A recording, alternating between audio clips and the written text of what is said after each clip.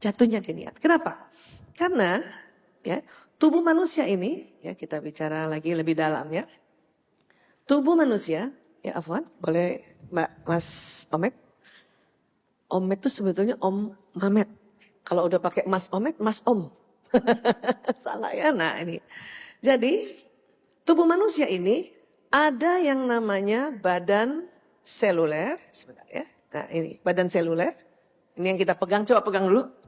Ini namanya badan seluler nih. Ya, berikut organ-organ di dalam tubuh. Ya, ada namanya badan bioplasmik. Jadi tubuh kita ini ada gelombang elektromagnetik ya. Ada sinyalnya. Ada sinyalnya. Saya kira di Jepang bicara sinyal nggak susah sekarang. Ya, kenapa sih Bu Aisyah senang bicara tentang sinyal? Karena kita kemana-mana cari sinyal kan. Dikit-dikit ada wifi nggak? Ada sinyal nggak? Padahal tubuh kita ini dipenuhi dengan sinyal. Dari mana keluarnya sinyal ini? Dari yang disebut pembuluh meridian ini. Dari ujung rambut sampai ujung bawah kaki ini jumlahnya 360. Dan dia berputar, bertawaf. Berlawanan arah jarum jam. Kemudian nanti dia mengeluarkan ini. Dari mana sinyalnya? Dari sel. Sel tubuh. Ya, dari sel tubuh. Siapa yang berproses sinyal? Ya, tadi kan saya sudah bilang sel tubuh itu 60 triliun di sini ya. Ini nih yang biru-biru ini. Biru-biru ini namanya mitokondria. Apa bahannya sinyal ini? Karbohidrat. Nasi. Dan kenapa juga Jepang jadi satu negara yang hebat? Karena makanan pokok mereka nasi. Makanya jangan benci nasi. Tapi mereka juga ngerti bahwa ada nasi yang komposisi gulanya banyak. Ada nasi yang komposisi gulanya bisa di-reduce. Ngerti ya? Itu hebatnya di sini.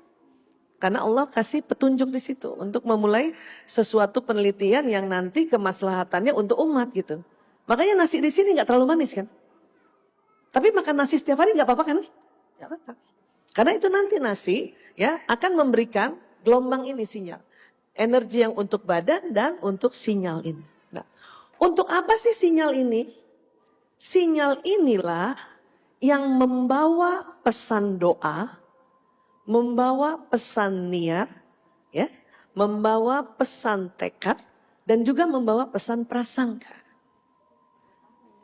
Ya, atau gampangnya 3, doa, prasangka, itu gampangnya itu.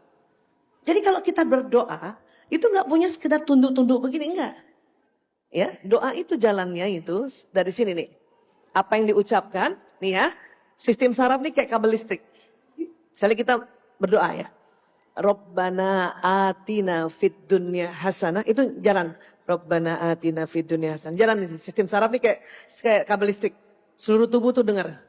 Sel-sel tubuh dengar bahwa kita sedang berdoa untuk Allah berikan kebahagiaan di dunia. Ini sel tubuh kalau bisa kita dengar omongannya, itu langsung yeay.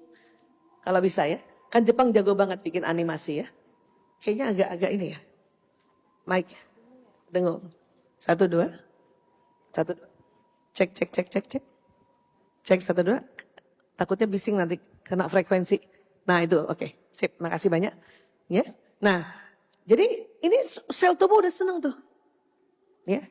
Jadi baru ngomong saja Rabbana atina fid dunya hasanah. Itu seneng banget ya. Akhirnya sehat badan kita. Nah, kemudian ya lanjut lagi wafil akhirati hasanah. Wa qina azabannar. Nah, semua doa itu akan jalan di badan. Dan nanti dia doa ini di-broadcast lagi oleh sinyal ini. Ya, sinyal ini nih, di-broadcast sinyal ini. Ke mana? Ke alam semesta. Jadi permintaan kita bahwa kita akan bahagia dunia, bahagia akhirat, alam semesta semua dengar. Dan sinyal ini ada magnetnya. Dan dia akan menarik peristiwa itu lagi. Itulah makanya mengapa sebetulnya gelombang sinyal doa kita ini ya, yang kita doa ini. Maaf.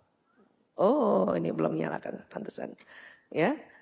Sinyal kita doa ini itu lebih kuat dari gelombang sinyalnya gadget. Ini kalah lah 4G kalah. 5G kalah lah. Ini mungkin 400G. Oh, dung ya. Ini bicara apa sih Bu Aisyah? Kita bicara fisika kuantum ini. Fisika kuantum. Sinyal kita tembus dinding ini. Tembus dinding, tembus ruang, tembus waktu, bahkan tembus alam. Itu makanya kita masih bisa mendoakan keluarga kita yang sudah meninggal. Karena doa kita tembus alam barzah. Sudah tembus alam barzah belum? Bisa chatting sama? Belum kan? Berarti kan kita lebih oke kan? Iya. Karena tubuh manusia ini gadget alam semesta. Yang luar biasa ini. Nah, maka hati-hati juga berkata-kata tadi. Hati-hati berkata-kata. Ya, punten kalau tadi contoh dari Mbak Kiki bagus banget ngasih contohnya tentang generasi sandwich. Ya, generasi sandwich ini tulang punggung. Jadi kan kita nanti direpotkan oleh generasi atas dan bawah. Kapan kita bilang begitu, maka betul-betul akan direpotkan. Karena omongan kita akan di broadcast ini. Kenapa? Sinyal sudah panjang, ya. Tetapi isi pesannya harus hati-hati. Apa isi pesan? Pikiran, perasaan, ucapan. Ucapan. Maka tadi saya bilang, coba kita ganti yuk. Nggak usah label gitu yuk. Kita labelkan saja generasi Qur'ani. Berarti betul-betul karena belajar Qur'an, ngerti nih. Bahwa kalau nolong orang, memberikan uang kita kepada ring satu. Ibu, bapak, kakak, adik, itu lebih utama. Lebih utama. Dibanding ring berikutnya lagi nanti. Gitu. Nah, jadi menurut saya untuk pertanyaan tadi, coba kita rubah niatnya aja. Ya Allah. Ya. Karena ini kan membroadcast niat kan. Ya Allah, ya. Rezeki saya yang engkau berikan berupa gaji kah, berupa pendapatan, bukan sepenuhnya punya kita. Ada tertitip juga untuk saudara kita. Ada tertitip juga untuk anak yatim. Ada tertitip juga untuk yang lain-lainnya gitu. Ya. Dan tolong nggak usah dihitung pakai logika hitung-hitungan. Jadi nol dong kita, untuk apa kita kerja? Mulai. Ya, paham ya? Dan coba lihat. Paling kencang sinyal yang dikirim itu dari sudur. Sudur, dada. Karena di situ ada tadi apa? Jantung. Ada kolbu. Kenapa dia tambah sinyal? Karena tadi ada listrik di kolbu juga. Ada listrik di jantung. Yang membuat jantung lupdup. Dan tambahan tadi. Paham? Ingat ya tadi? Ada apa di situ? Ada neuron. Ada ya otaknya kolbu. Nih ada ini. Ada ini nih. Nih. Itu bikin kenceng sinyal itu. Dan orang yang rajin atau memang ya berniat baik, kemudian selalu mau mengkaji dan mengaji, itu ya kerasa. Nggak usah banyak ngomong, duduk aja dengan orang yang memang mengaji dan mengkaji, bukan hanya sekedar menghafal, tetapi mengkaji juga ayat demi ayat.